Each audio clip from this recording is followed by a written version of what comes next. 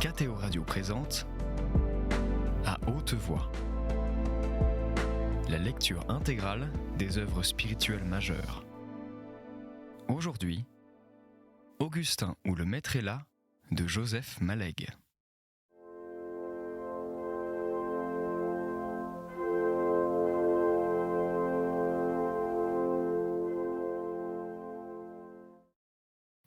Devant la maison, le chauffeur débarqua les roses. À la lumière du réverbère, Augustin y vit trembler des gouttelettes d'eau. Il retrouva dans sa poche de portefeuille le billet de 10 francs qu'il y avait glissé à même au départ. L'élégant chauffeur l'accepta avec un formalisme distant. La porte refermée, Augustin monta, portant la corbeille. Il ne voyait que les roses blanches et les rosетées, la nuit éteignant les variétés pourpres. Il se rappelait les moments hostiles de la première visite où il s'était, par timidité, tant attardé devant les roses. C'était elle maintenant qui venait à lui, petit symbole. Elle prenait les devants, ainsi qu'avait daigné faire celle qui ne s'était pas encore promise, avec une clairvoyance, une condescendance, une douceur qui l'écrasait. L'extrême distinction de leur parfum de poivre et de praline, d'une végétale et mondaine innocence, montait avec lui dans la vieille demeure. Inerte, anesthésié, Augustin perdait pied en un bonheur sans rivage. La gaieté de son corps le devançait. Il ne savait quelle légèreté incroyable commençait de bondir et de bouillonner dans ses muscles. Il continuait cependant de monter lentement, porteur des roses d'automne, en un recueillement encore terrifié, incomplètement éclairé par les premiers feux d'une effrayante joie. Chapitre 7. L'office des morts. Le cri dans la nuit. Ce fut quelques heures seulement après la rentrée d'Augustin. Cette nuit-là, le destin parla très haut. Christine dormait en une fauve lueur rougeâtre qui imitait la veilleuse, lui ressemblait en plus éteint, était une sorte de veilleuse pour songe. Il existait un objet qu'elle devait absolument trouver, un objet indispensable à bébé. Elle cherchait, en une chambre très différente de sa chambre véritable, familière cependant, et le sentiment de cette différence se promenait à travers le rêve. Elle ne voyait rien. Elle tâtonnait en des coins d'ombre rouge. Une voix disait « Ce n'est pas là, ni là, ni là ». Quelle voix ? Celle d'Augustin qui est dans la chambre. Il prend despotiquement la recherche en main. Il emporte dans ses bras quelque chose et elle suit comme elle peut, de ses jambes lourdes. Qu'est-ce donc qu'il emporte dans ses bras ? On voit son dos déjà loin. Elle suit mal, avec de lourdes jambes irremuables. Un petit gémissement, un soupir. Qui vient d'où ? Mais d'où vient-il, grand Dieu ? Mais naturellement, ce qu'Augustin emporte dans ses bras malgré tous ses efforts à elle, et son angoisse de suivre, est le souvenir de vieilles rancunes. Il emporte bébé dans ses bras. Tout s'immobilise. Une sorte de panne dans la machinerie du songe. Un coup de vent balaie les images vaines. D'autres, d'étoffes plus fortes, remontent des magasins noirs. C'est dans la vraie chambre, à la lumière de la veilleuse véritable, que battent les derniers pas de la fuite d'Augustin, dans la chambre garnie de la grande armoire et du berceau de bébé. Le petit soupir entendu surnage à peu près seul dans la liquidité nocturne retrouvée, d'un rougeâtre devenu réel. C'est bien bébé qui a gémi. Son souffle agite imperceptiblement l'arc mou des lèvres, au rythme rapide de l'enfance. Il faut pour le voir être tout près, penché sur les bleuâtres petites paupières. Christine lui rit d'amour et de pitié, sur la pointe extrême d'une tendresse dont les pleurs même n'abaisseraient pas la tension. La nuit est tiède et douce. Très grand silence. 3 heures du matin. Tous les bruits s'étalent entre des marges spacieuses. Les battements sourds, envoyés à travers la maison par la pendule de la cuisine, laissent passer le déclic métallique qui précède le chant des heures. Un espoir en la Sainte Vierge habite ces moments noirs d'avant l'aurore. Le sentiment qu'il existe, quelque part, pour Christine et son petit enfant, en d'imprécises régions conçues sur le modèle du très haut espace, une sorte de copie agrandie de sa tendresse, un réservoir de puissance à peu près infini, et dans l'arrière-fond, un sourire royal qui ne dirait pas son secret. L'intuition s'accentue sur les mots, pleine de grâce, et « priez pour nous maintenant » de l'Ave Maria. L'Express de 4 heures du matin, dépouillé de son acuité déchirante par d'immenses étendues nocturnes, siffle et diminue dans des parties confuses de la nuit. À ce moment, bébé poussa l'inoubliable cri. Christine en sentit d'abord la pénétration indolore et filante avant l'affolement et la terreur. Un cri aigu, brutal, subit, d'animal qu'on égorge durant son sommeil. Il y eut un mouvement de la petite main entre le front et la couverture. Puis l'enfant se calma et se rendormit. L'affreux désarroi maternel heurtait autour de lui toutes les parois du possible. Ce ne peut être une piqûre, une coupure, une dent qui perce n'amène pas ce cri. La lampe éclaire les yeux clos et l'intact visage enfantin. Cette autre chose, c'est la vieille horreur innommée qui se bat, on ne sait où, contre la vie, dans les profondeurs d'un corps d'enfant.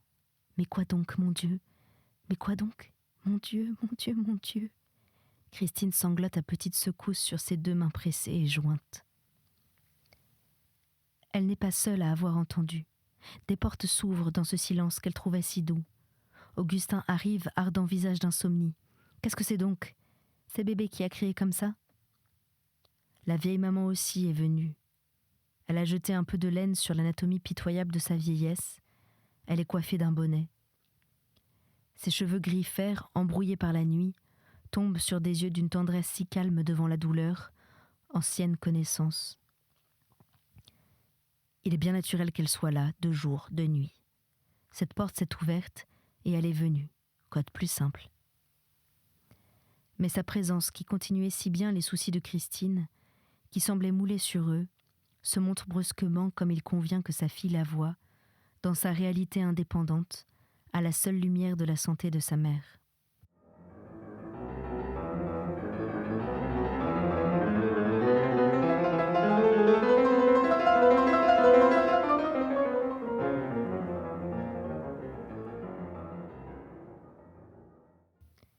C'est une vieille femme malade, qui ne devrait pas se trouver au milieu de la nuit au chevet d'un enfant. « Va te recoucher, pauvre maman, va vite. Que veux-tu ? Nous ferons revenir le médecin. Augustin ira le chercher. » Les bras de Christine se referment sur le vieux corsage de laine. Puis, entassant d'un seul coup toutes ses anxiétés dans un compartiment qui lui appartiendrait en propre, où seule elle aurait pour le moment le droit de pénétrer et de s'affoler tout son soul, sans que personne y regarde, faisant pour se mêler à autre chose un effort héroïque. « Es-tu content de ton dîner, Augustin ? T'y es-tu intéressé ?» Ils s'en retournent tous les deux, la grand-mère et l'oncle vers les chambres obscures. Augustin croit sentir, venant de la cuisine où il a déposé leur tige dans l'eau, un ténu parfum de rose, petit rappel d'une immense insomnie lyrique. Christine se retrouve seule. Les rideaux s'agitent d'une ondulation longue qui descend d'en haut jusqu'au sol. Il fait du vent, le premier vent de l'aube, de très faible amplitude, né sur place et finissant à quelques centimètres, il remue les rideaux comme un doigt. Ce cri a changé toute chose. Christine sent maintenant, perceptible dans l'air même de la chambre, un effrayant danger inconnu, comme une présence masquée, capable elle aussi de remuer des rideaux du bout de ses doigts. Toutes les craintes d'avant n'étaient rien, c'est maintenant qu'elles commencent. Il va falloir voir juste, se battre dur. Des puissances d'action désespérées se lèvent au cœur de « quelque chose d'une gravité, d'un sérieux écrasant. Le chapelet de tout à l'heure, c'était, autant dire, rien. Une broderie, une musique, une espèce de fleur en un vase, tout ce que vous voudrez de léger. Il faut une prière forcenée, profonde, inlassable, capable d'ébranler Dieu. Christine est à genoux sur la descente de lit, contre son lit défait. Une neuvaine de messe avec communion, malgré de terribles difficultés d'horaire. Une autre neuvaine de reconnaissance après la guérison, un départ pour Lourdes et pour Lisieux plus tard. Ce sont des moments. Il faudrait dans la direction de Dieu, comme une prière perpétuelle, une tension permanente. Il faudrait qu'elle prenne chaque matin, et pour tout le jour, le sentiment d'un besoin de Dieu éperdu, précis, spécial, dans l'immense besoin général. Seigneur, celui que vous aimez est malade. Il y a des spécialistes de ces supplications-là. Elle écrirait aux Clarisse, où est Marie. Ainsi pénètre-t-elle le monde de la prière, avec cette intensité, cette clarté dans la profondeur, qu'elle partage avec Augustin en d'autres royaumes que lui, des royaumes où il n'entre pas. Dans la longue raie verticale que fait l'entrebâillement de la fenêtre, une grande dilution de la nuit tend au noir gris, au gris de brume, au gris de l'aube. L'horloge envoie à travers les briques les coups d'une heure dont le compte a commencé trop tard. Peut-être 5, peut-être 6 heures du matin. Malgré quelques petits gémissements, bébé n'a pas cessé de dormir. Vous avez fort bien fait, madame. Pour toute nouvelle inquiétude, il faut évidemment m'appeler. Les 4 adultes sont là, autour du berceau. C'est le plein jour, et toute l'apparence défaite des appartements dans le désordre du matin. Le médecin, d'un œil fixe, distrait, suit quelque immobile rêverie. Fort bien fait. En somme, récapitule-t-il, ce cri qui vous a frappé, comme s'il avait reçu une blessure, et aussi naturellement les vomissements de lait. 4 biberons bien bu, n'est-ce pas? Et le 5e rejeté, mais là, franchement, envoyé net, droit, comme un beau jet. Son geste dessine la parabole. Puis adressé au bébé, un ton de reproche amical, comme d'une chose qu'on n'eût pas cru de lui dire. « Voyez-vous ça ?» Un air de plaisanterie, mais qui reste noble, mesurée, condescendante, imprègne l'interrogatoire. Personne ne la goûte, il est vrai, aucun des adultes, ni naturellement, la petite forme somnolente. Un jeu bizarre se joue, qui change les symboles et les âges. Toute l'attitude du médecin, son détachement, sa légèreté, son apparente songerie n'est qu'enfantillage. C'est elle, la petite forme, qui possède le secret des pensées sévères. Sous les paupières mauves, ses graves yeux d'enfant malade mènent une rêverie tellement lointaine et si peu terrestre qu'aucun adulte ne pourrait se hausser à ces altitudes de méditation solitaire, au-delà de la crainte et de l'espérance. Voulez-vous que je le démaillote, docteur ? Oh, un instant, madame. Je pourrais très bien prendre son pouls, comme l'enfant est là, sans le déranger. Ses yeux s'arrêtèrent non seulement sur son remontoir, mais aussi sur la brassière respirante, la fixent, la pénètrent, reviennent au chronomètre, ont l'air de retourner chercher une sorte de point de repère quelque part au fond de sa propre tête, à lui, le médecin. Quoiqu'aucun de ses muscles ne bouge, on voit très bien la double vie du regard. Intérieur, projeté devant lui, et de nouveau intérieur. Il faut que ce soit chose bien complexe, pleine de subtilité et d'inconnus algébriques que de prendre le pouls d'un petit enfant. « Assieds-toi, maman », fait Augustin à voix basse, en lui glissant une chaise. La vieille femme fait « non, non » de la tête, puis s'assied. Le docteur prononce des « oui, évidemment, oui », et autres remarques pareillement illuminantes. Son visage n'a pas quitté son air de distraction, de paresse active et capricieuse. C'est ce silence qui est insupportable, et aussi cette technique de recherche où Augustin n'a aucun repère, dont il ne sait même pas si quelque chose la distingue d'avec les simples gestes de l'incertitude et les explorations du hasard. À quoi s'amuse cet homme ? Il redresse lentement de petits genoux pliés. Il allonge un corps pelotonné. Parfois, c'est la surérection des jambes maintenues à angle droit avec le buste pour mieux montrer leur amollissement et les longs plis de peau inutiles. L'absence de connexion est vraiment trop marquée entre des jambes d'enfant, des vomissements et un cri. C'est du hochet en forme d'anneau, pendu au petit berceau, qu'il joue maintenant, le médecin. Augustin reconnaît ce vieil anneau d'ivoire familier à sa vie d'autrefois. De très anciens moments, décollés de tout passé précis, remontent d'une enfance ressuscitée. Les yeux de l'observateur, ces fixes et profonds yeux d'énigme et de recherche, ne perdent pas de vue ceux de bébé. Toute la puérilité factice du début, disparue de partout ailleurs, s'est comme réfugiée dans le langage et sur les lèvres, en une exaspérante imitation du parler enfantin. Beau zouzou, il est beau le zouzou, il est beau. Le médecin l'agite, le balance, l'expose contre le jour, réveille un minuscule grelot d'argent qui rend un grêle son de jouet et de Noël. Le bébé le suit un instant, puis dédaigneux, retombe dans sa rêverie. Étrange minute.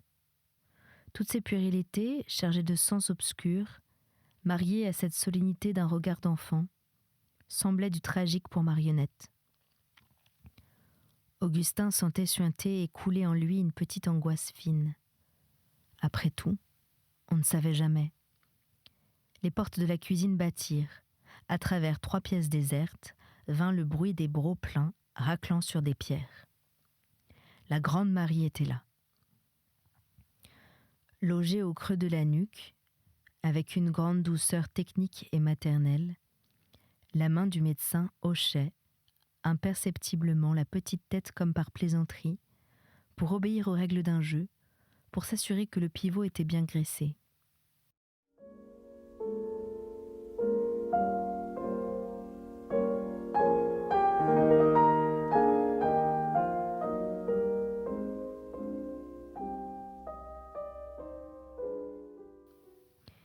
Il est fort bien sur son oreiller, ce bébé-là. Ah oui, oui, oui, il est bien. Mais bébé ne goûta pas le jeu.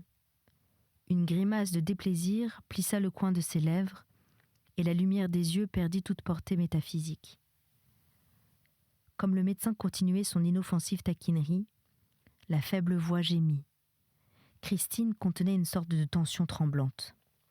« Il ne faut pas l'ennuyer, » dit le médecin, gêné comme d'une maladresse. « Laissons-le, ce petit qui n'a pas envie de jouer. » Il se leva. « Rien de bien décisif, fit-il en regardant Christine droit dans les yeux, comme si toute question d'elle dût s'arrêter net au bouclier de ce regard. Et hâtif, d'une seule traite, sans interruption possible, donnez-lui régulièrement toutes les 3 heures la petite cuillerée de potion, oui, la même au citrate de soude, contre les vomissements. N'oubliez pas le bain tous les... N'oubliez pas le bain tous les soirs. Donnez-lui en un autre cette nuit, s'il est agité, s'il crie comme il l'a fait. Docteur, fait Christine. Mais enfin, cette maladie qui continue après cette entérite guérie. Oh ça, pour ces crises-là, oh, vous savez, mon avis est qu'il n'y a qu'à attendre. Et il cherche... Christine, dit la grand-mère, il n'y a plus de potion. Il cherche autour de lui, par terre, dans l'air, à hauteur d'homme. Ses gants, non? Quoi donc alors? C'est une chose qu'il cherche à dire. Il la cherche comme si elle existait parmi les choses touchables. Je voudrais... Oui, peut-être. On pourrait essayer une petite piqûre apaisante qui réussit assez bien dans des crises comme celle-ci, qui calme la douleur, utile aussi dans les convulsions sans gravité qu'on peut craindre. Oh, une petite piqûre sans aucun danger, répète-t-il, la petitesse étant sans doute garante de l'innocuité. Vous allez peut-être chez le pharmacien, monsieur, pour la potion. descendez avec moi. » »« Oui ?» fait Augustin étonné. « Je vous expliquerai en route ce qu'il faut commander pour cette petite piqûre. Voyons, madame, il ne faut pas être pâle comme cela, il faut être plus raisonnable. » Christine, détournée du médecin, d'Augustin, de toute la chambre, regarde sa mère et, face à la familiarité du vieux visage, laisse pleurer, en rares larmes spasmodiques, par doses distinctes et brûlantes, le désespoir d'un pressentiment sans nom. « Voyons, madame, » continue le médecin. « Ma petite Christine, » fait Augustin, posant sa main sur une épaule secouée. Et son ton dit, c'est si disproportionné avec le danger réel. Cette désapprobation sort de toute son attitude, en des sortes de mots silencieux. Il se tourne vers sa mère pour la prendre à témoin, pour chercher un appui à son opinion, pour lui conseiller à elle aussi la tranquillité nécessaire.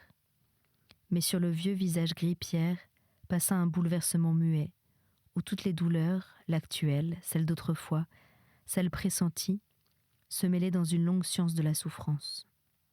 Ce ne fut qu'un instant, non vu par Christine, à peine saisi d'Augustin et par hasard. Sur le champ, les réquisitions de l'activité. Christine qui peut regarder, bébé qui peut avoir besoin de tout. Reconquiert la pauvre femme, rejette hors de son présent ce grand pressentiment sombre dont Augustin ne sait s'il est plus infondé ou plus terrifiant. « Monsieur, » fait le médecin à Augustin, « à peine dans la rue, je vous ai demandé de descendre parce que je vous dirai à vous ce que je n'ai pas dit à ces dames. » Deux yeux fixes, droits dans les siens, expriment une attention stupide et d'une immobilisante intensité. « Monsieur, » fait le médecin à Augustin, à peine dans la rue, « je vous ai demandé de descendre parce que je vous dirai à vous ce que je n'ai pas dit à ces dames. » Deux yeux fixes, droits dans les siens, expriment une attention stupide et d'une immobilisante intensité. Il existe ce qu'on appelle le cours normal et raisonnable des choses, des affirmations comme « le sol est dur, je suis en vie ». Elles sont le sens commun, les bonnes vérités solides. Elles vous soutiennent de leur fort appui, du moins l'ont-elles fait jusqu'à la minute précédente. Or précisément, voici qu'elles commencent de paraître singulières, comme si elles allaient se mettre à tourner. C'est toujours ainsi quand change le monde. Augustin voit la voiture neuve du médecin. Elle est belle. Elle est garée un peu plus loin, dans un renfoncement du trottoir, à cause des charrettes de paysans qui encombrent la rue. Il s'y dirige, le médecin et lui.